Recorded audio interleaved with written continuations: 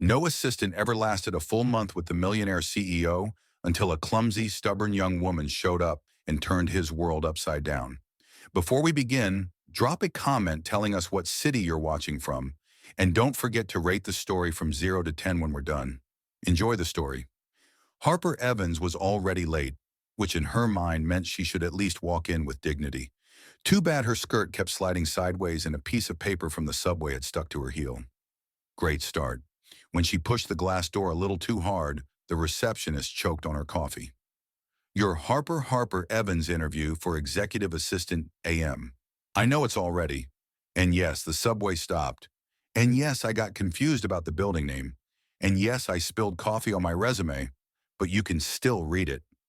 She blurted it all out in one breath, adjusting her skirt and pulling the paper off her shoe. The receptionist just blinked like she was watching a video and fast forward. Mr. Collins doesn't tolerate lateness. Harper smiled. Perfect. I don't tolerate slippery doorknobs. So we're even. The receptionist hesitated, then pressed a button on the phone. Mr. Collins, the candidate is here. 5 minutes later, Harper stepped into a grand office where every piece of furniture looked more expensive than her entire apartment. Behind the desk sat Arthur Collins, CEO of Collins and Blake International Suit Flawless, hair perfectly styled, eyes cold as ice. She took a deep breath.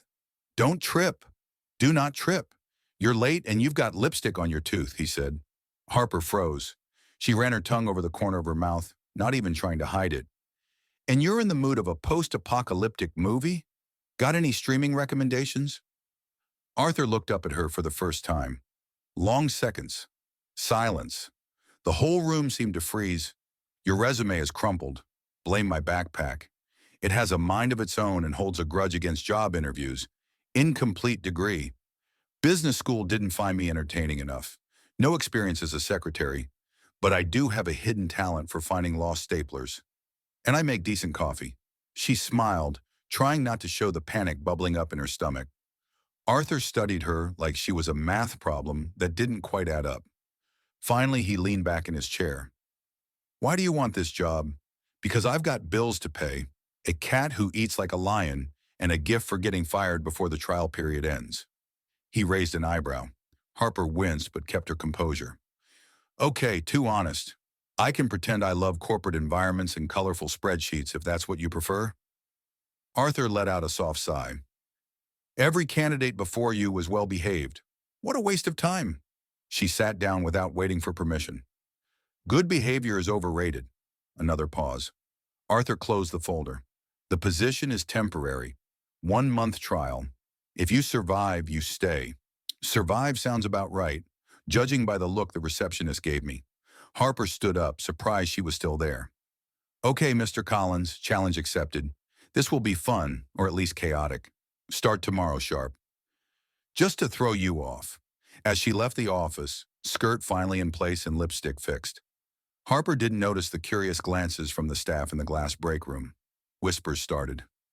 How long do you think she'll last? One analyst murmured. A week, tops. Did you see his face?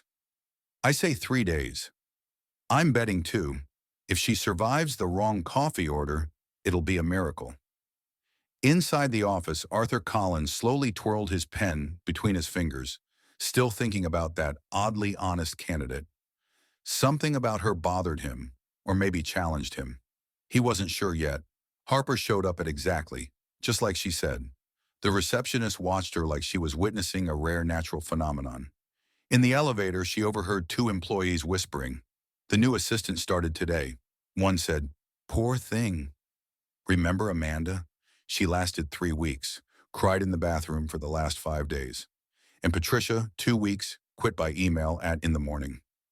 Record was Susan, 6 days, ran out during lunch and never came back.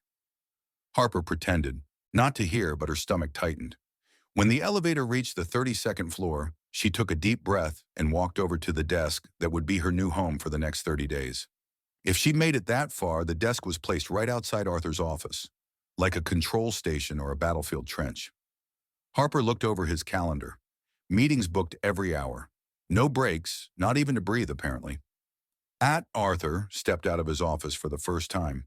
He stopped when he saw Harper organizing the files into colorful stacks. What are you doing creating a system? Green for urgent, yellow for important, blue for can wait until the end of time. There's already a system and it's worked perfectly for 5 years. Harper looked at his cold stare. Well, now we have two systems. A little competition is healthy. Arthur stared at her for a full 3 seconds. Then he went back into his office, closing the door a bit harder than necessary. 15 minutes later, the phone rang. Harper answered with enthusiasm. Collins and Blake International. This is Harper speaking. How can I help make your day fantastic? Silence on the other end. Sorry, who's calling? It's me, Harper, the new secretary. Who would you like to speak with? Well, I usually speak directly with Arthur. This is Johnson from Johnson and Associates. Harper checked the calendar. Oh, Mr. Johnson, you're scheduled for a meeting on Thursday. Would you like me to confirm the time? Actually, I'm calling about the New York contract. I need to speak with Arthur urgently. Perfect. I'll transfer you right away. Harper randomly pushed buttons on the phone until she managed to transfer the call. Arthur picked up on the first ring. 2 minutes later, he came out of his office again. You transferred Johnson to the sales department. Oops. I'm still figuring out this phone. It has more buttons than an airplane cockpit. Johnson is our most important client. He can't be sent to sales when he's calling about legal contracts. Got it. Johnson equals important. Sales equals no-go. Harper scribbled on her notepad. Can I ask why he sounded nervous? Arthur hesitated. There's a problem with a contract clause. Nothing for you to worry about. Before he turned to go back in, Harper slapped her forehead. Oh, I almost forgot. A man dropped off a package for you earlier. I signed for it. What package? He was waiting in the lobby. Said he was from the law firm and needed to deliver urgent documents. Harper pointed to a folder on the desk. Seemed important. Arthur frowned and picked up the folder. His eyes scanned through the contents quickly. Harper, that wasn't just any delivery guy. That was David Morrison, senior lawyer at Morrison and Associates, and these are confidential documents for the Johnson contract. Oops. He was wearing jeans and sneakers. How was I supposed to know? Arthur kept reading, his expression slowly changing. And you signed as a representative of the company. I signed as Harper Evans, person in charge of not letting anything go missing. Pretty creative, right? Harper, you're not authorized to. He stopped suddenly, his eyes fixed on one particular page. Wait, where exactly did you sign? Here. She pointed to a line at the bottom of the document. Why? Arthur looked at the signature, then the date, then the location she had signed. Harper, you just uncovered a legal loophole our lawyers have been trying to find for 3 weeks. I uncovered what? By signing here on this specific line, you technically validated a clause that protects our interest in the Johnson contract. He looked at her with a mix of disbelief and admiration. This could save a $15 million deal. Harper blinked several times. I did something good. You did something 3 Harvard-trained lawyers couldn't? Wow. And I didn't even finish college. Arthur went back to his office without another word, taking the documents with him. Harper stared at the closed door, trying to process what had just happened. At AM, the phone rang again. This time, Harper checked the caller ID before picking up. Collins and Blake, Harper speaking. Hello, may I speak with Arthur Collins? The voice was female, impatient. May I ask who's calling? This is Margaret. Collins, his mother. Harper almost dropped the phone. Oh, Mrs. Collins, one moment, please. This time she transferred the call correctly. A few seconds later, she heard Arthur answer in a completely different tone. Hi, Mom. The call lasted exactly 3 minutes. When Arthur hung up, Harper heard a deep sigh from his office. He left for an external meeting. Harper took the chance to explore her new desk a bit more. In the third drawer, she found a 100-page manual, executive secretary manual, protocols and guidelines for the CEO's assistant. She flipped through it quickly. Rules on how to answer the phone, organize documents, schedule meetings, serve coffee, even how to greet visitors. Harper closed the manual and put it back. Too late for that now, she muttered to herself. When Arthur got back in the afternoon, he found Harper sitting in his chair using his computer. What are you doing in my chair? Testing the ergonomics. You must have back problems. This chair is terrible for your posture. Get out of my chair right away. Harper stood up quickly, nearly tripping. I was just checking if I could get into the system in case you ever need something urgently. You don't have a password. True, but your password is kind of obvious. Arthur stared at her, stunned. What do you mean, obvious? Collins 123? Very original. Harper gave an innocent smile. Maybe think about something more secure. You cracked my password? I didn't crack it.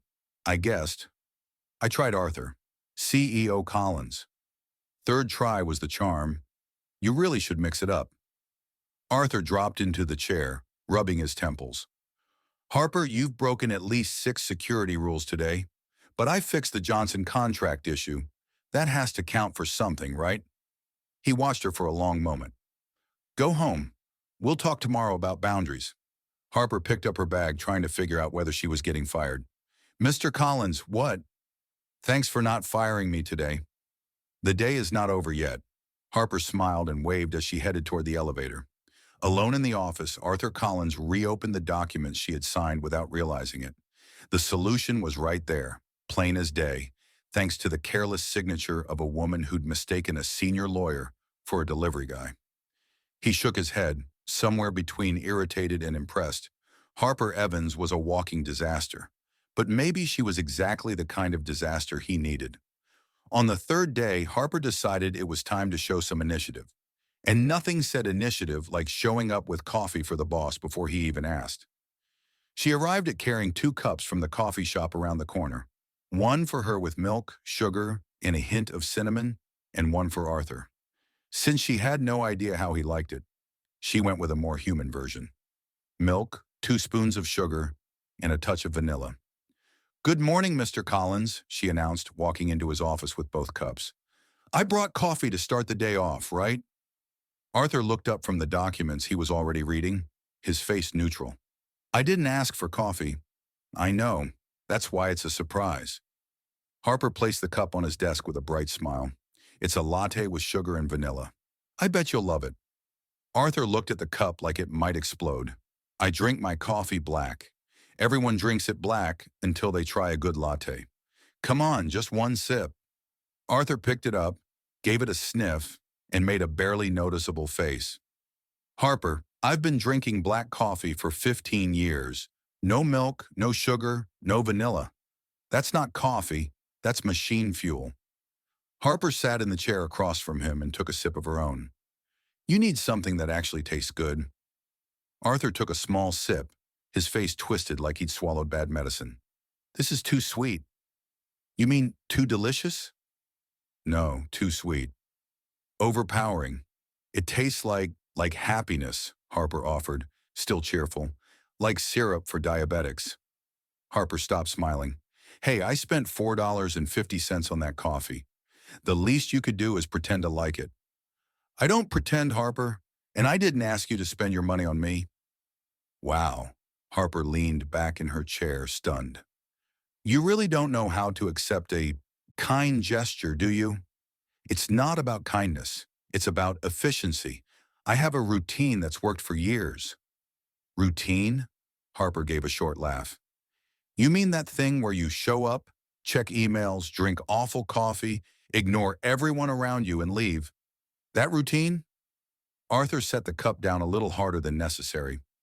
My routine got me here. This company makes millions because I keep standards high. High standards or high walls? Harper leaned forward.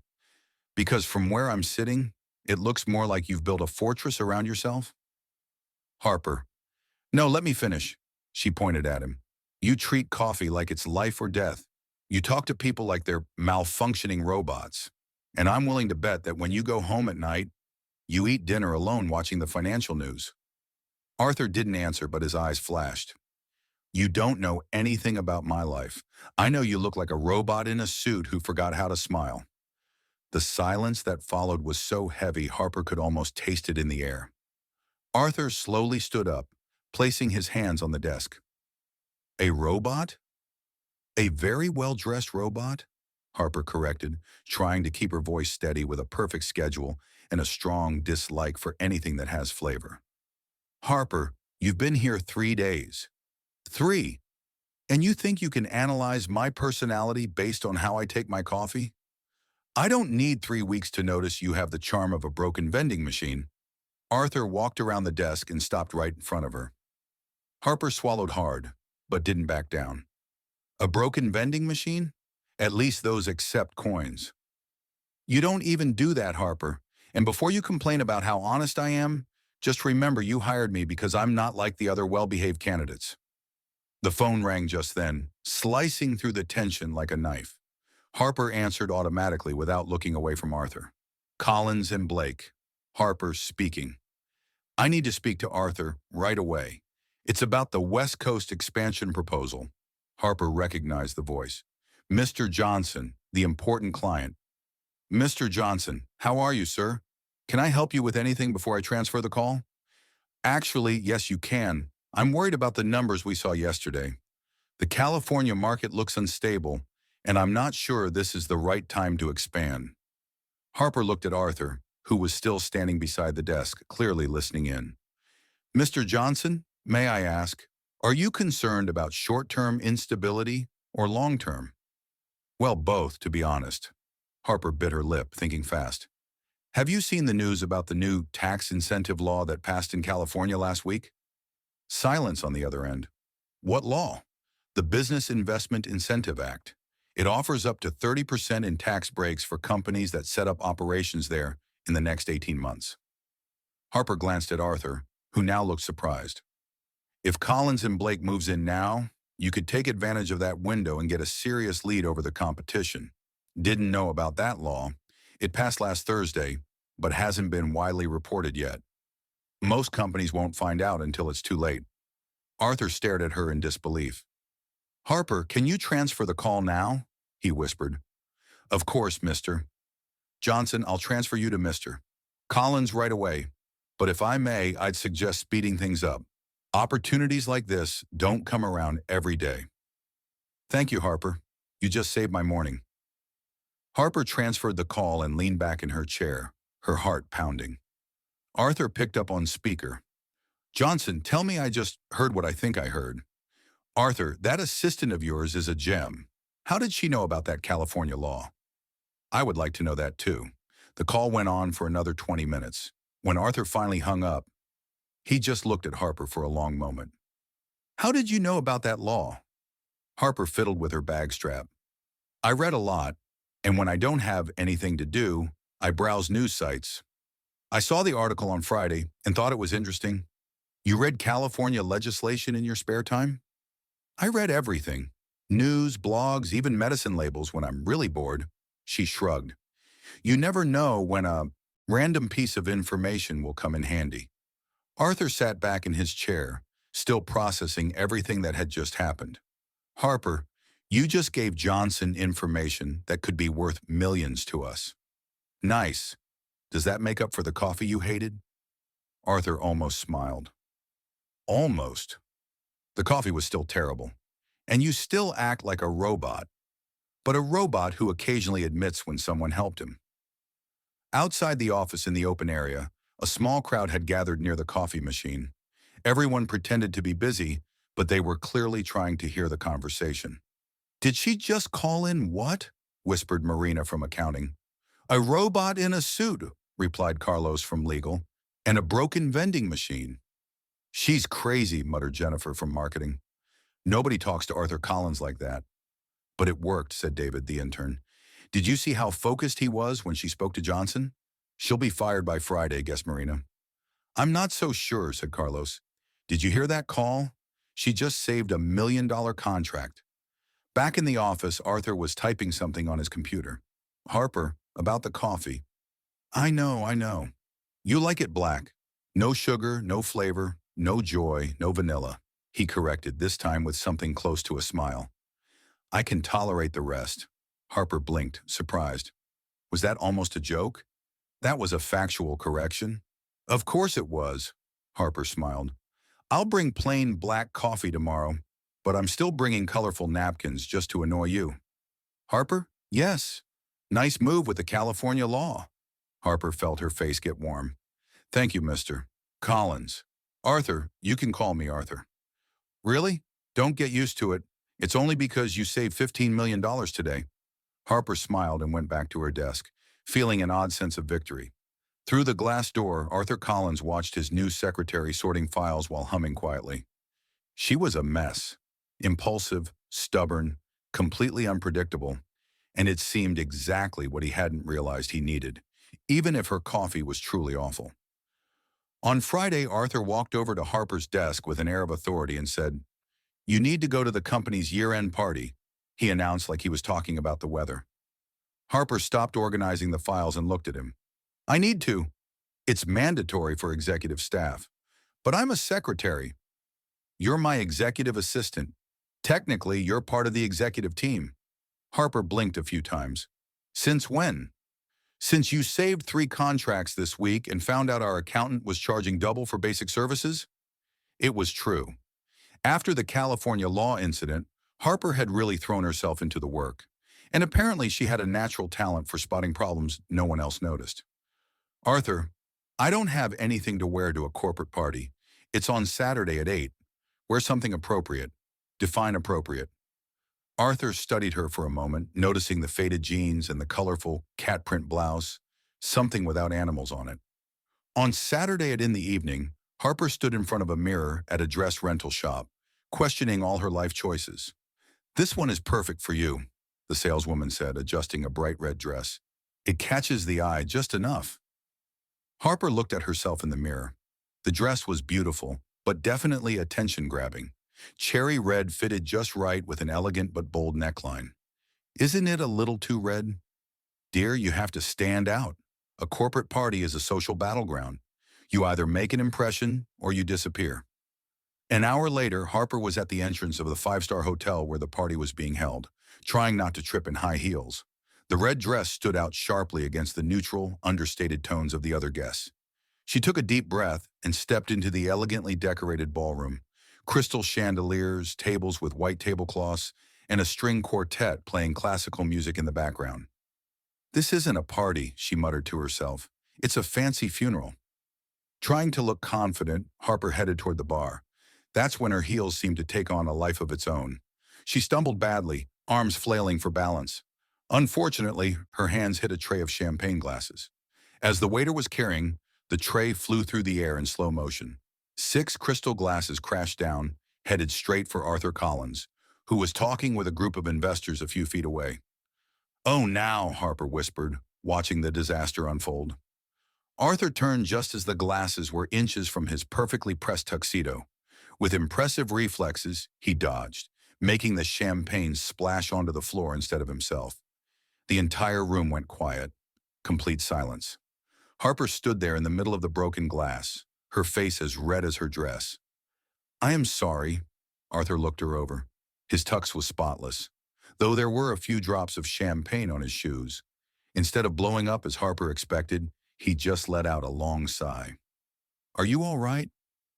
"I what?" I asked, "if you're all right. Did you cut yourself on the glass?" Harper looked down, surprised by the question. "No, I don't think so." Arthur signaled to the waiter, who quickly started cleaning up the shards. "Let's get out of here," he said, offering her his arm. They walked over to a quieter balcony away from the curious stares of the other guests. "Arthur, I'm so sorry. I know you hate being the center of attention." "An era," she obeyed, taking a deep breath. "Better a little." Harper leaned on the balcony railing. "You're not going to fire me for almost turning you into a champagne fountain." Arthur leaned next to her. "I've thought worse things about you." That was almost a compliment. It was a factual observation. They fell silent for a few minutes, listening to the music coming from inside. "Do you play piano?" Harper asked suddenly. Arthur looked at her surprised. "Why do you ask?" "You were watching the pianist in there with such a thoughtful expression, like someone who recognizes the music in a different way." "Observant." "So, do you play?" Arthur hesitated. "I used to when I was a kid." "Why did you stop?" "My mom thought it was a waste of time. She used to say businessmen didn't need artsy hobbies." Harper frowned. "That's nonsense." Music is important. Do you play anything? Guitar? Not very well, but I try. She smiled. I always wanted to learn piano, but I never had the money for lessons. It's hard at first, but once you get the hang of it, is it like learning another language? Exactly. Arthur looked at her with genuine interest. How did you know I played? Your hands. You've got pianist fingers, long, graceful, and when the music was playing, your fingers started moving on their own like they were playing in the air. Arthur looked down at his hands like he was seeing them for the first time. You're very observant for someone who trips on flat rugs. Selective focus. It's a talent. They both laughed. Hello. Easy laugh that surprised them. Can I ask you something? Sure. Do you like birthday parties? His expression changed immediately. I hate them.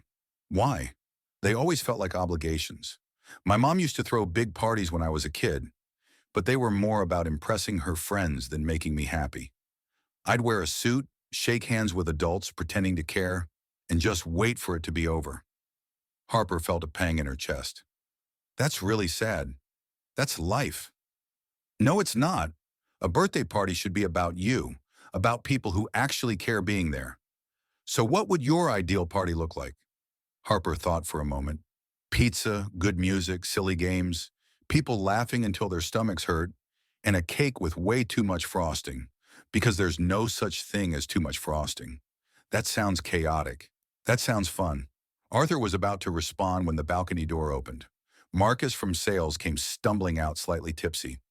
Well, look who's here, he said, clearly drunk. The prettiest assistant in the company.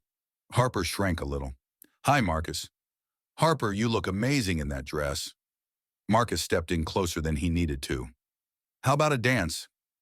Thanks, but I'm talking with Arthur right now. Oh, come on. Leave the boss for a few minutes.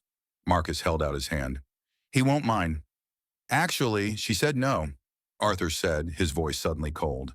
Relax, Arthur. It's just a dance. Marcus ignored her refusal and reached for Harper's hand. She pulled back, but he kept going and grabbed her wrist. Marcus, please come on. Don't be shy. Before Harper could react, Arthur stepped in front of her, placing himself between them. Take your hands off her now. Hey, take it easy now, Marcus. Arthur's voice left no room for argument. Marcus let go of Harper's wrist immediately. Sorry, man. I didn't know you two were, you know. Go back to the party and drink some coffee. Marcus left quickly, leaving them alone again. Harper rubbed her wrist, even though Marcus hadn't really hurt her. Thank you. Does he always do that? Sometimes when he's had too much, it's never been serious, but it shouldn't happen. Harper looked at Arthur, noticing the tension in his shoulders, the way his hands were clenched. Are you okay?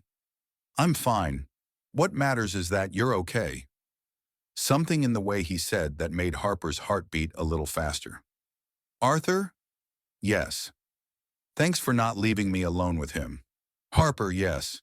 Thanks for reminding me that parties can be about more than just obligations. They looked at each other for a moment. That lasted longer than it probably should have. We should get back, Arthur said finally. Probably. But neither of them moved. Something had changed on that balcony. Something subtle but real. And they both knew there was no going back. The following Monday after the party, Arthur was quieter than usual. Harper noticed he was checking his phone every 5 minutes and sighing more than any person reasonably should. Something wrong? She asked, sorting his mail on the desk. My mother's coming to New York. Is that bad? She wants to introduce me to a friend's daughter, a lawyer, Yale graduate, perfect to start a successful family. He made air quotes, clearly annoyed. Harper stopped sorting papers. And you don't want to meet her? Harper, I know the type. She'll talk about expensive wine, European vacations, and how she plans to support my career while redesigning an apartment that isn't even hers yet. Wow. Do you have a problem with ambitious women? I have a problem with people who see me as a life project instead of a person. The phone rang before Harper could answer. Arthur glanced at the caller ID and frowned. It's her. Answer it. I can step out if you want some privacy. No, stay. Maybe having you here will stop me from saying something I'll regret. Arthur picked up and put it on speaker. Hi, Mom. Arthur, darling, I'll be arriving Thursday at 2. I already booked lunch for Friday at the plaza with you and Caroline. Mom, I already told you I can't. Caroline Whitman, degree in corporate law, Harvard graduate, comes from a very respectable family. You two will get along beautifully. Harper watched as Arthur ran a hand through his hair, clearly frustrated. Mom, I can't make lunch on Friday. Why not? Arthur hesitated, glancing at Harper with a desperate look. Because I'm already seeing someone. Silence on the other end of the line. Seeing someone? Since when? Since. A few weeks ago. Harper's eyes widened as she realized where this was going. Arthur, you've never mentioned a girlfriend. Because it's new. Very new. What's her name? Arthur looked straight at Harper, who was now shaking her head vigorously. Harper? Her name is Harper. Harper? What kind of name is Harper? A lovely name, Mom. She's special. Harper covered her face with her hands. Well, then I want to meet her. Bring her to lunch instead of Caroline. Mom, this isn't wonderful. Friday at the plaza. No excuses. The call ended. Arthur and Harper looked at each other in silence for a few seconds. You just used me as an excuse with your mother. Harper finally said, I panicked. Arthur, I know it was dumb, but you heard her. Caroline Whitman, Harvard graduate, perfect family. She was planning our wedding before I even met the woman. Harper stood and began pacing the room. This is crazy. You're going to have to call her back and tell her the truth, or you could help me out. Harper stopped pacing. What do you mean? Just pretend to be my girlfriend for the afternoon, so she'll stop trying to set me up. Arthur, this is a terrible idea. Please, Harper, I'll buy you pizza for a month. Pizza won't cover the emotional trauma of meeting your mother. 2 months of pizza and a raise. Harper looked at him for a long moment. How much of a raise? 15%, 25-20. Deal. But if your mom hates me, it's on you. She's going to love you. Harper let out a sarcastic laugh. Arthur, your mom's expecting Caroline Whitman, Harvard graduate. I'm Harper Evans, dropped out of college, and I'm your assistant, executive assistant. Same difference. She'll hate me in the first minute. By Friday, Harper was standing in front of the Plaza Hotel, wearing her one dressy outfit, navy blue conservative, borrowed from her neighbor, and trying not to throw up from nerves. Arthur appeared beside her as perfect as ever. Ready? Definitely not. What's our story again? We met at work, started out as friends, and things just grew from there. And how long have we been dating? 3 weeks. Okay. And what do I do for a living? You work with me in the strategy department. Arthur, I don't know anything about strategy. You saved 3 contracts this month. You know more than you think. They walked into the elegant restaurant. Margaret Collins was waiting at a table by the window. Harper recognized her immediately. Perfectly styled gray hair, pearl necklace, posture that screamed high society. Arthur, darling. Margaret stood to hug her son. Then her eyes landed on Harper with thinly veiled curiosity. Mom, this is Harper. Harper, my mother, Margaret Collins. It's a pleasure to meet you, Mrs. Collins, Harper said, extending her hand. Margaret shook her hand briefly, clearly inspecting every detail. So, you're Harper? Arthur hasn't told me much about you. He tends to be private, Harper smiled, but in a good way. They sat down, and Harper immediately dropped her napkin on the floor. As she bent to pick it up, she bumped her head on the table. Sorry, she mumbled, her face red. Margaret raised an eyebrow watching the scene. Harper, what field do you work in? Strategy, mainly contract analysis. And what did you study? Harper swallowed hard. Business administration, but I didn't finish college. You didn't finish? Margaret looked genuinely shocked. I had to start working to support myself. Sometimes life doesn't follow the timeline we plan, does it? Margaret blinked a few times as if processing that information. And your family? My mom's a nurse in Ohio. My dad, well, he's been out of the picture for a long time. Oh, Margaret looked a bit uncomfortable with the honesty, but my mom's amazing. She worked double shifts to support me when I was a teenager. She's the strongest person I know. Arthur listened to the conversation, noticing how Harper chose to answer with honesty instead of trying to impress. And do you plan to go back to college? Margaret asked. Maybe, but honestly, I've learned more on the job than I did in 2 years of lectures. What do you mean? Well, last week I helped save a $15 million deal by spotting a legal loophole the lawyers had missed. There's no college class that teaches that kind of instinct. Margaret looked at Arthur, who nodded in agreement. It's true, Harper has a natural talent for finding solutions that go unnoticed. Interesting. Margaret took a sip of water. And your future plans? Harper nearly choked on the question. Future plans with Arthur? Marriage, family? Mom? Arthur cut in. It's way too early to actually. It's fine, Harper said. Mrs. Collins, I believe healthy relationships are built slowly. Arthur and I are getting to know each other. No rush, no pressure, no pressure. Exactly, it doesn't make sense to plan a future with someone you're still discovering. Arthur is surprising. I learn something new about him every day. Margaret looked between the two of them, clearly intrigued. And what have you learned so far? Herb gave a warm smile. That he plays piano, that he hates birthday parties but loves classical music, that he's kinder than he seems and funnier than he knows. Arthur looked at her a bit surprised. Funny. You have that dry sense of humor that catches people off guard. It's charming. Margaret watched their exchange with growing interest. Arthur never told me he played piano. Shook his head. Somewhere between impressed and terrified, Harper Evans had arrived as a temporary secretary. Now she was leading the company's biggest campaign, and he was starting to realize he couldn't imagine the office without her creative chaos, even if that scared him more than he wanted to admit.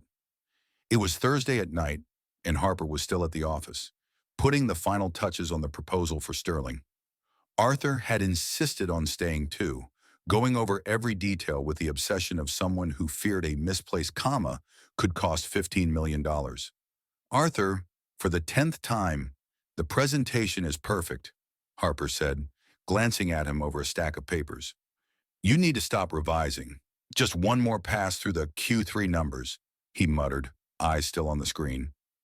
Harper noticed he looked paler than usual and had touched his forehead several times in the last hour. Are you okay? You look a little. I'm fine. Arthur cut her off, but his voice sounded. 15 minutes later, Harper heard a strange noise coming from his office. She looked up and saw Arthur holding his head in his hands. R. He didn't answer. Harper got up and walked into the office. Arthur was clearly struggling to keep his eyes open, his face flushed and sweaty. You have a fever, she said, touching his forehead. His skin was burning. I don't have a fever. I have work to do. Arthur, you're literally burning up. When's the last time you ate? He tried to remember and couldn't. I don't know. Yesterday, maybe the day before. Oh my God. Harper shook her head. You're worse than a stubborn child. Come on, get up. Harper, I need to finish. What you need is medicine and rest. The presentation can wait. Arthur tried to argue, but a wave of dizziness made him grab onto the desk. Okay, maybe I do need 5 minutes. Harper helped him up, slipping her arm around his waist. 5 minutes? Nothing. You're lying down now. She guided him to the break room in the back of the office, a small space with a couch, a little table, and a mini fridge that was rarely used. Harper, this is ridiculous. I don't need sick. She gently pushed him down onto the couch and he stay quiet while I take care of you. Arthur sank into the couch, surprised by the relief he felt at finally giving in to what his body had been begging for. Harper disappeared for a few minutes and came back with a steaming mug, some pills, and a towel with ice. Chamomile tea from the break room, 2 ibuprofen I found in the first aid kit, and ice to bring the fever down, she announced, setting everything on the table. Where'd you find chamomile tea? Jennifer from marketing has a whole collection in her cabinet. I borrowed it without asking. Harper sat at the edge of the couch. Take your medicine. Arthur obeyed without complaint, which told Harper just how sick he really was. She placed the cool towel on his forehead, and Arthur closed his eyes, letting out a long sigh. Better much? He opened his eyes and looked at her. Harper, you don't have to do this. Of course I do. Somebody has to take care of you since you clearly won't do it yourself. I can take care of myself. Really? When was the last time you took a day off? Arthur thought for a moment. Last Christmas. Arthur, that was almost a year ago. I like working. You like hiding in work. That's different. Harper adjusted the towel on his forehead. Why do you do this to yourself? Do what? Punish yourself. Shut people out. Act like you don't deserve a life outside this company. Arthur stayed quiet for a moment, eyes closed. The fever and exhaustion had worn down his usual defenses. My mother always said that successful men don't have time for weakness, he finally said, voice low. Illness is weakness. Needing others is weakness. Depending on someone is weakness. Harper felt a knot in her chest. That's awful. It's efficient. Or it was, until you showed up. What do you mean? Arthur opened his eyes, looking at her with a vulnerable expression Harper had never seen before. You mess everything up. My routine, my rules, my ability to keep my distance. He paused, breathing hard. And the worst part is, I can't imagine the office without you anymore. Harper held her breath. Arthur, when I was a kid, whenever I got sick, my mother would send the nanny to take care of me. She said she didn't have time for unnecessary drama. He closed his eyes again. I learned that being sick meant being alone. That's so lonely. That's why I never let myself rely on anyone. It's safer. Harper felt tears sting her eyes. Without thinking, she took his hand. You're not alone now. Arthur looked down at their joined hands, surprised. Normally, he would have pulled away, but this time he squeezed her hand back. Harper, I'm scared. Scared of what? Of getting used to this? To you taking care of me? To needing you? His voice was quiet but completely honest. Why does that scare you? Because people always leave. My dad left when I was 12. Said my mother was too cold and I was turning into her. Every girlfriend I had eventually gave up trying to reach me. He looked straight at her. And you will too, Arthur. You'll realize I really am what my mother says. Cold, distant, unable to feel the right way. Harper leaned in closer, still holding his hand. Listen to me, you stubborn robot. You're not cold. You're careful. There's a big difference. Let me finish. She smiled. You protect yourself because you've been hurt before. That doesn't make you a robot. It makes you human. A scared human, maybe, but still human. Arthur watched her like he was seeing something impossible. How do you do that? Do what? Make me feel like I could be different. Better. They were very close now. Harper could feel his breath. See the small scars on his face? She'd never noticed before. You're already better than you think. Something shifted in the air between them. Arthur lifted his free hand and gently touched her face. Harper, yes. Thank you for taking care of me, for not giving up. They moved even closer. Harper could feel the heat of his fever, see the vulnerability in his eyes. For a moment, the world stopped. Arthur tilted his head, his lips just inches from hers, and then he stopped. I can't. Why not? Because you deserve someone who knows how to do this right. Someone who isn't afraid to feel. He pulled back, running a hand through his hair. I don't want to hurt you, Harper, and if that choice is mine to make. Arthur looked at her with a mix of longing and fear. Harper, you don't understand. I don't know how to be normal, how to date, how to show affection, how to not ruin everything. Then learn. And if I can't, Harper gave a sad smile, then at least you tried. They looked at each other in silence, the moment heavy with unspoken possibilities. Finally, Arthur leaned back on the couch, the damp towel still on his forehead. Harper, yes. Stay, just until I fall asleep. Of course. Harper settled next to him on the couch, their hands still joined. Arthur fell asleep a few minutes later, his breathing finally calm. Harper stayed awake watching him sleep and wondering how someone could seem so powerful during the day and so fragile at night. She didn't know Arthur wasn't fully asleep, and she didn't know he was memorizing the feeling of her hand in his, trying to hold on to, the first time in years, he hadn't felt completely alone. The following Monday, Harper arrived at the office to find a tense atmosphere. Employees were whispering in groups, stopping when she walked by. Something was going on. Arthur wasn't in his office, which was odd for someone who always arrived before 8. Harper organized her desk and tried to ignore the curious looks. At exactly 9, Arthur walked in with 3 board members, Richard Hayes, Patricia Wilson, and James Morrison. All of them looked serious. "Harper, I need you to come to the conference room now," Arthur said, avoiding looking directly at her. "Is there a problem? Just come, please." The conference room was full. The entire marketing team, HR, legal, and other departments were there. Harper felt her stomach drop. Richard Hayes, the board chair, stood up. "Miss Evans, it's come to our attention there are certain concerns about your rapid rise in the company." "Concerns?" "Some employees have questioned whether your promotion and leadership of the Sterling campaign were based purely on professional merit," Patricia Wilson added, her tone icy. Harper looked around the room. Some co-workers avoided her eyes. Others watched with morbid curiosity. Jennifer from marketing wore a barely hidden look of satisfaction. "What exactly are you implying?" Harper asked, trying to keep her voice steady. "We're not implying anything," James Morrison replied. "We're investigating. Is it just a coincidence that a secretary with no experience is promoted so quickly after getting close to the CEO?" Harper felt her face flush. She looked at Arthur, hoping he would say something. Anything. Arthur stayed silent, staring at the table. "Mr. Collins," Richard Hayes turned to Arthur. "Would you care to clarify the nature of your relationship with Miss Evans?"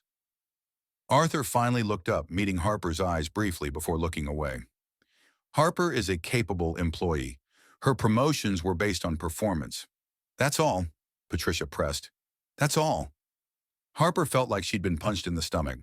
After everything they had shared, after his vulnerability the night before, he was now denying any connection between them. "Miss Evans," Richard continued, "do you deny any inappropriate personal involvement with your supervisor?" "Inappropriate," Harper repeated, her voice starting to tremble with anger. "Are you accusing me of getting promoted because of what exactly?" "Please just answer the question." Harper looked at Arthur again. He still wouldn't meet her gaze. "There is nothing inappropriate about my professional relationship with Mr. Collins. And on a personal level, there is no personal relationship." The words came out bitter. Technically true, but it hurt to say them. Richard glanced at some documents. Several witnesses reported seeing the two of you together outside the office at the Plaza Hotel, for example. "A business meeting," Arthur said quickly. "With your mother present?" Patricia raised an eyebrow. An awkward silence filled the room. "Look," Harper stood up, unable to take it any longer. "I don't know who started these rumors, but I can prove my professional value. The Sterling campaign increased company contracts by 40%. I saved 3 deals that were about to fall through. I implemented systems that saved." "No one's questioning the results," James interrupted. "We're questioning the methods." "The methods?" Harper let out a dry laugh. "You want to know my methods? I work 12-hour days. I read everything about our clients. I researched the market in my own time, and I genuinely care about the success of this company." "Miss Evans, please calm down," Richard said. "Calm down. You're tearing apart my professional reputation based on gossip, and I should calm down." Harper looked at Arthur one last time, hoping he'd say something in her defense. He stayed silent. "You know what?" Harper grabbed her bag. "I won't stay here and be humiliated by people who'd rather believe rumors than results. Miss Evans, I resign. Effective immediately." A shocked murmur swept through the room. "Harper, it doesn't have to end like this." Arthur finally spoke, his voice quiet. Harper turned to him, eyes flashing with anger and hurt. "Now you speak." After sitting there and letting them tear me apart, she shook her head. "You are exactly what I thought you were on day one. A cold robot who cares about no one but himself." "Harper, no, I'm done." She looked around at the board. "Keep your theories and your gossip. I have too much self-respect to stay where I'm not respected." Harper walked out, slamming the door behind her. The silence that followed was deafening. Arthur stood frozen, staring at the closed door. "Well," Richard finally said, "problem solved." "Problem solved," Arthur repeated, his voice distant. "The uncomfortable situation has been removed. We can return to normal." Arthur nodded slowly, but something inside him was falling apart. The next day, Arthur arrived early as usual. But when he passed Harper's empty desk, he stopped. She had left everything perfectly organized. files by color, schedule updated, even detailed instructions for whoever took over her duties. Arthur sat at his own desk and tried to work as if everything were normal. 2 hours later, he realized he had read the same email 5 times and hadn't absorbed a word. Mr. Collins, Jennifer from marketing, stood at the door. About the meeting with Sterling on Thursday. Cancel it, Arthur said without looking up. But sir, it's about the contract renewal. I said cancel it. Jennifer quickly left. By Wednesday, Arthur was late to 2 meetings and had replied to emails with completely off-topic answers. When Marcus from legal tried to go over a contract, Arthur practically threw him out of the office. He's impossible, Marcus muttered to Marina by the coffee machine. Worse than before Harper showed up. Maybe now he'll realize how much she actually helped, Marina replied. On Thursday, Arthur was on the phone with an employment agency. I need someone with experience who doesn't get intimidated easily, he said. Someone with a strong personality. What specific profile are you looking for, Mr. Collins? Arthur paused, realizing he was describing Harper. Never mind, I'll call back later. He hung up and leaned back in his chair. The office was running technically, but it felt lifeless. No spark. Number. Harper. On Friday, Sterling called. Where's Harper? I need to go over some changes in the campaign with her. Harper doesn't work here anymore. What? Why? Arthur couldn't find the words. Arthur, have you lost your mind? Harper's the best thing that's happened to your company in years. What the hell happened? After a tense call with Sterling, Arthur sat alone in his office, staring at the empty desk just outside his door. For the first time, he admitted the truth he had been trying to avoid. It wasn't just that Harper made work more efficient. She made his life better, lighter, more human, and he had let them humiliate her and drive her away because he was afraid. Afraid to admit he needed her. Afraid to admit he was in love with her. Arthur picked up the phone, hesitated, then put it down again. How could he fix things now? After betraying her in the worst possible way, outside the city kept moving. But inside Collins and Blake, Arthur Collins was learning a painful lesson. Some opportunities once lost never come back, and some people once hurt may never trust you again. He had lost Harper, and he was starting to realize he had lost the best part of himself with her. Arthur spent the entire weekend trying to figure out where she was. He called her number dozens of times, but it went straight to voicemail. He even stopped by her apartment, but the neighbor said she hadn't seen her in days. It was David from legal who finally gave him a clue. Harper. Oh yeah, she posted on Instagram that she's volunteering at an animal shelter in Brooklyn. Something about needing puppy therapy after corporate heartbreak. Arthur had never used Instagram in his life, but he managed to find the location. Paws and Heart's Animal Rescue. On Sunday morning, he drove to Brooklyn with a bouquet of pink peonies, Harper's favorite flowers, according to the receptionist, and a carefully rehearsed speech he practiced in the mirror for an hour. The shelter was a small building surrounded by outdoor pens and kennels. Arthur parked, adjusted his suit, completely wrong for this, and headed to the entrance. Can I help you? A volunteer at the front desk asked. I'm looking for Harper Evans. It's an emergency. Harper? She's in the rescued pig pen. Out that door. Take a right. You can't miss it.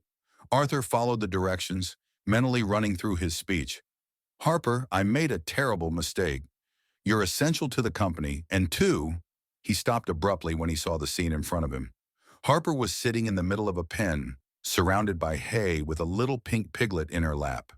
She was wearing old jeans, rubber boots, and a t-shirt stained with mud. She was talking to the animal like it was a baby. No, Bentley, you can't eat my bracelet. It's not food, she said, laughing as the piglet tried to nibble on her wrist. Arthur stood by the fence holding the bouquet, completely unsure of how to proceed. Excuse me, he called out. Harper looked up and her expression shifted instantly from cheerful to ice cold. What are you doing here? I need to talk. To you. We have nothing to talk about. Harper turned her attention back to the pig. Besides, I'm busy. Bentley here was abandoned by people who thought he was no longer useful. The jab landed hard. Arthur opened the gate and stepped into the pen, holding the bouquet like a shield. Harper, please let me explain. Explain what? How you sat there in silence while they humiliated me? Harper finally looked at him. Or how you denied there was ever anything between us. I was trying to protect you. That's not true. You were protecting yourself. Arthur took a step forward, ready to hand her the flowers, but stepped right into a mud puddle. His foot slipped and he fell spectacularly, landing flat on his back in a pile of hay. The bouquet flew out of his hands, petals scattering everywhere. Bentley, startled, jumped off Harper's lap and ran straight toward Arthur, who was now covered in straw and mud. Get off! Get off! Arthur tried to shake off the little pig, but Bentley decided the expensive suit was the perfect place to rub himself. Harper couldn't hold back a laugh. Bentley, leave the man alone, she said, picking up the animal. Arthur sat down in the straw, his tie crooked, hair a mess, bits of hay sticking out everywhere. This wasn't exactly the entrance I had planned, he muttered. I can imagine. Arthur stood up, trying to brush off his suit, but only made it worse. Harper, I know I ruined everything. I know I don't deserve your forgiveness, but you need to know you were right about me. Right about what? I'm a coward. When the board went after you, I should have defended you. I should have said, you're the most capable person I've ever worked with, that you saved more contracts in 2 months than our team did in a year. Harper kept holding Bentley, but Arthur could tell she was listening. But instead, I got scared. Scared they'd find out you weren't just my assistant, that you are. What? Arthur. Arthur took a deep breath. The person who reminded me what it's like to feel something, to laugh, to not always be alone. Bentley chose that moment to make a loud snorting noise. Harper set him on the ground, and he immediately waddled back over to Arthur and started chewing on the hem of his pants. I think he likes you, Harper said, trying not to smile. Harper, I know I don't have the right to ask this, but come back to the company, to me. Arthur got down on one knee in the straw, ignoring the pig now tugging at his tie. I want you on my team and in my life. Harper watched him for a long moment. Arthur, you hurt me a lot. I know. And I'll spend the rest of my life trying to make up for it if you'll let me. And if the board tries to humiliate me again, then they'll have to go through me first. Arthur looked her straight in the eyes. Harper, you're the best thing that's happened to me in years, not just professionally. You make me want to be a better person. A volunteer walked past the pen just then, quietly recording the scene on her phone. Arthur Collins, CEO of Collins and Blake, kneeling in a pig pen, declaring himself to a woman while a pig tried to destroy his 1,000 tie. Arthur, I know I don't deserve another chance, but if you give me one, I promise I'll never let anyone question your worth again, professionally or personally. Harper stayed silent, watching him. Arthur on one knee in the straw, dirty and covered in hay with a pig attached to his tie, apologizing with more honesty than she'd ever seen in him. Bentley, let go of the man's tie, she finally said. Arthur looked down and seemed to really notice the pig for the first time. He's eating my tie. Was it an expensive tie? Very. Then he has good taste. Arthur let out a real laugh. Harper Evans, will you come back to work with me and maybe have dinner with me without pigs this time? Harper stepped closer, picked up Bentley, and looked at Arthur on one condition. Anything. Next time someone questions my competence, you defend it publicly without hesitation. Deal. And you'll let me reorganize your office. That desk is a disaster. Considering you just watched me get tackled by a pig, I think you can do whatever you want with my desk. Harper finally smiled. Then I accept. But first you need a shower. You smell like a barn. Arthur looked at himself. He really was a mess. Worth it? What? Anything is worth it if it brings you back. The following Tuesday, Harper walked back into the office as if she'd never left. The only difference was her new official title, Director of Creative Strategy, unanimously approved by the board after Arthur threatened to resign if they didn't accept. The Sterling campaign was exploding. In 2 weeks, it had generated 3 million views, increased app downloads by 400%, and 5 other companies had already approached Collins and Blake asking for Harper Evans-style campaigns. The Sterling numbers are in, Arthur announced, walking into Harper's new office with a stack of reports. 15 million in new contracts this month alone. Really? Harper jumped up. That's amazing. And we have a meeting with the Morrison Capital investors on Thursday. They want to discuss a $50 million partnership. Harper stopped celebrating. 50 million, Arthur. That's the biggest opportunity in the company's history. Exactly. And you're going to present me. Harper sank into her chair. Arthur, this is too big. What if I mess it up? You're not going to mess it up. Arthur sat on the edge of her desk. Harper, you've revolutionized this company. Morrison wants to meet the mind behind the Sterling campaign. Over the next 2 days, they worked together preparing the presentation. It was the first time they had truly collaborated as equals, and the dynamic was intense. No, no, no, Harper said on Wednesday night, reviewing the slides for the 10th time. This chart looks too corporate. Morrison wants innovation, not the same old thing. Harper, it's a financial results chart. How can it be too corporate? Because it's boring. She stood up energized. Look, instead of standard bar charts, how about we use visuals that show organic growth? Plants or waves or plants in a financial presentation? Why not? Harper gestured with excitement. Morrison invests in disruptive companies. They want to see we think differently. Arthur rubbed his temples. Harper, you can't turn every chart into modern art, and you can't turn every presentation into an accounting manual. They were staring at each other now, the tension thick in the air. Arthur, you brought me back because I think differently, so let me think differently. I know that, but we also need to stay professional. Professional doesn't mean boring, and creative doesn't mean reckless. They were standing very close now, both clearly frustrated and passionate about their work. The energy between them was electric. You're impossible, Harper exclaimed. And you're way too stubborn, Arthur shot back. Someone has to be since you. Arthur cut her off by kissing her. It was unexpected, intense, full of all the tension that had built up over the past weeks. Harper was stunned for a second, then kissed him back just as passionately. When they pulled apart, they were both out of breath. Arthur began. That was, Harper tried to speak. They stepped back, suddenly aware of what had just happened. That shouldn't have. Arthur ran a hand through his hair. No, it definitely shouldn't, Harper agreed. Her face flushed, though she couldn't stop glancing at his lips. We have a presentation to finish, Arthur said, trying to refocus. Yes, presentation. Focus. Harper quickly sat down, pretending to organize papers that were already perfectly in order. They worked in silence for the rest of the evening, but everything had changed.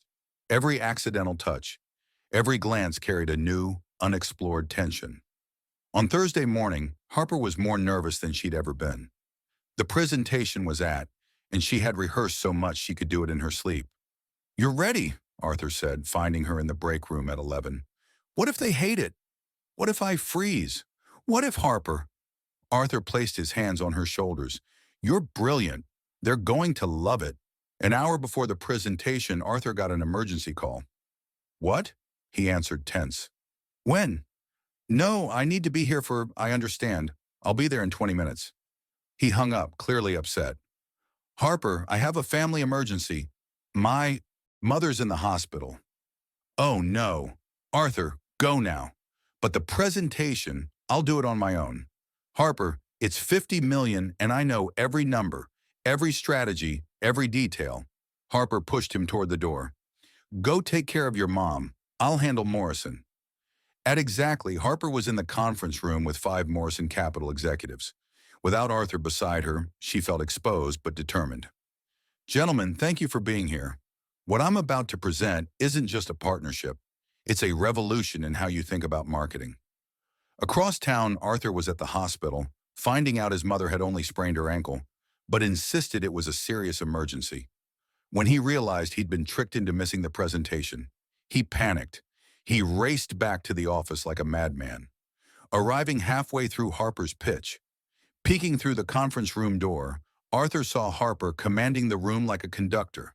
The executives were fully engaged, asking questions, smiling, clearly impressed. The real question, gentlemen, isn't whether you should invest in innovation. It's whether you can afford not to, Harper was saying, pointing to a chart that Arthur noticed with surprise. included organic visual elements that actually worked. One of the executives leaned forward. Miss Evans, where do you see this partnership in 5 years? I see you as pioneers of a new era of authentic marketing. I see companies lining up to work with us, and I see all of us very, very wealthy, Harper replied with a confident smile. The room burst into laughter. Arthur felt a wave of pride so strong he had to lean against the wall. Harper wasn't just competent, she was exceptional, and she was his. No, he corrected himself. She was his partner in every sense of the word. When the meeting ended with a handshake and promises of a contract the following week, Arthur was waiting for Harper in the hallway. How did it go? He asked, eager. They want to sign a 5-year deal. 70 million, not 50. Arthur looked at her for a moment, then lifted her off the ground and spun her around. Harper Evans, you're amazing. When he set her down, they stood close again, both remembering the kiss from the night before. Arthur, I know we need to talk about what's going on between us. Yes, we do. But first, Arthur smiled. Let's celebrate. You just saved our company again. Harper smiled back. We make a good team. We make a great team. And for the first time, Arthur Collins was beginning to accept that maybe, just maybe, he needed Harper Evans for more than just work. Maybe he needed her for everything. The following Friday, after the success of the Morrison presentation, Arthur walked over to Harper's desk with a strangely nervous look on his face. Do you have plans tonight?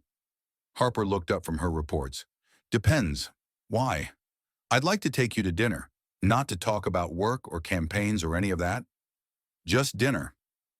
Harper studied his face, trying to see if this was another workplace misunderstanding. Arthur, what exactly are we talking about here? A real date between two people who care about each other. Harper's heart sped up. A date? A date. She hesitated. Since the kiss on Wednesday, they'd been circling around a tension that was getting hard to ignore. Okay, but nothing too fancy. And if you show up in a suit, I'm leaving. Arthur smiled. I promise I'll keep it casual. At 8 that night, Harper rang the bell at Arthur's apartment. When he opened the door, she almost didn't recognize him. Dark jeans, a blue shirt with rolled-up sleeves, no tie. He looked human. Wow, she said before she could stop herself. Wow. What? You look like a normal person. It's unsettling. Arthur laughed and stepped aside to let her in. The apartment was exactly how Harper imagined it.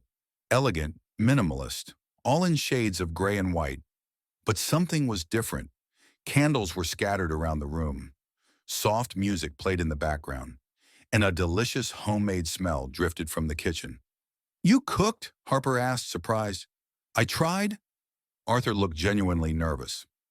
Ryle salmon, asparagus, risotto, and a salad I managed not to burn. Arthur Collins cooks. Who knew? YouTube is a surprisingly educational tool. They sat down at the table, and Harper immediately noticed something different. Arthur was quiet, not in his usual controlled way, but genuinely shy. The food's delicious, she said after a few minutes of silence. Thank you. More silence. Harper took a sip of wine watching him. Arthur was poking at his food, clearly nervous. Okay, what's going on? She finally asked. What do you mean You're acting like it's your first job interview. Relax. Arthur put down his fork and leaned back in the chair. Sorry, I don't know how to do this. Do what? This? He gestured between them. Have dinner with someone without an agenda. Talk with no specific goal. Be normal. Harper felt her heart tighten. Arthur, you've had dinner with me before at the plaza, remember? With your mom. That was theater. This is real. They looked at each other for a long moment, and Harper saw a vulnerability in his eyes that he rarely showed. Okay, then let's start over, she said, reaching across the table. Hi, I'm Harper. I like sweet coffee, bad movies, and misbehaving pigs. Arthur took her hand, smiling for the first time that evening. Hi, Harper. I'm Arthur. I like piano. I hate parties. And apparently I have a soft spot for women who turn my life upside down. A soft spot? Maybe more than a soft spot. The energy in the room shifted. Harper didn't let go of his hand. Arthur, Yes. What are we doing? Honestly, I have no idea. They laughed and the tension finally melted. The conversation flowed easily through the rest of dinner. Arthur told her about the time he tried to learn guitar and gave up after a week. Harper admitted she once dreamed of being a ballerina until she realized she had the coordination of a drunk penguin. When they finished eating, Arthur served dessert tiramisu, which he clearly hadn't made himself. Points for honesty, Harper laughed. My cooking skills have limits. They moved to the sofa, and again silence settled between them. But this time it was filled with anticipation, not nerves. Harper watched Arthur's profile as he swirled his wine. Can I ask you something? Of course. What do you want from me, Arthur? The question caught him off guard. He set his glass down and looked straight at her. What do you mean? At work, we're partners. That works. But this, she gestured between them. What is this? What are you expecting? Arthur went quiet for a long moment, as if trying to put thoughts into words he'd never spoken before. You want complete honesty? Always. I want all of you. His voice was low and tense. No contract, no ID badge, no walls between us. I want to wake up in the morning and see you in the kitchen, making that terrible coffee you love. I want to argue with you about presentations and then kiss you right in the middle of it. I want I want to learn what it means to share a life with someone. Harper felt her breath catch. Arthur, I've fallen in love with you, Harper. Completely, and I know it's scary because I don't know how to do this right. But I've fallen in love with you too. Now it was Arthur's turn to be speechless. But Harper went on. It scares me. Why? Because you've spent 34 years building walls, and I'm afraid that when things get hard, you'll build new ones. Between us, Arthur leaned closer. Harper, look at me. She did. Those walls I built. You knocked them all down. I can't even imagine them being there anymore. And what if you change your mind? And what if you change yours, he countered. Harper, love is always a risk for both of us. Love? Arthur flushed slightly. Sorry, I know that's probably too soon to say, but it's not too soon. Harper smiled. It's honest. They looked at each other, the weight of those confessions hanging between them. So, what do we do now? Harper asked. Arthur thought for a moment. How about we try, he suggested. Together. No pressure, no timeline, no corporate goals. Just see how it goes. And if we don't know how, then we'll figure it out together. Arthur smiled, but on one condition. What? This time I'm the one making coffee for you, not the other way around. Harper burst out laughing. Arthur Collins offering to make some unsweet coffee. I never thought I'd see the day. For you, I'd learn to do anything. Anything. Anything. Harper leaned in and kissed him softly. When they pulled back, Arthur rested his forehead against hers. So Harper whispered, how about we start by learning how to really date? I think I can get used to that. Good, because you're stuck with me now. Best place to be. Outside New York kept up its nighttime rhythm, but inside Arthur's apartment, two people were discovering that sometimes the best deal in life doesn't involve contracts or signatures. Sometimes it's just about having the courage to say yes to the unknown and trusting that the person next to you will be there to figure it all out with you. A year later, Harper Evans had become a bit of a legend in the corporate world. As Director of Creative Innovation at Collins & Blake, she had revolutionized campaigns for 15 major clients and turned the firm into the most sought-after agency in New York. More important than that, she and Arthur had found they were even better as a couple than as work partners, which, considering they'd tripled the company's revenue together, was an impressive achievement. Harper, did you look at the speech I'm giving tonight? Arthur asked, stepping into her office on Friday morning, the Executive of the Year speech. Let me guess, you're going to talk about numbers, growth, strategies, and she paused dramatically.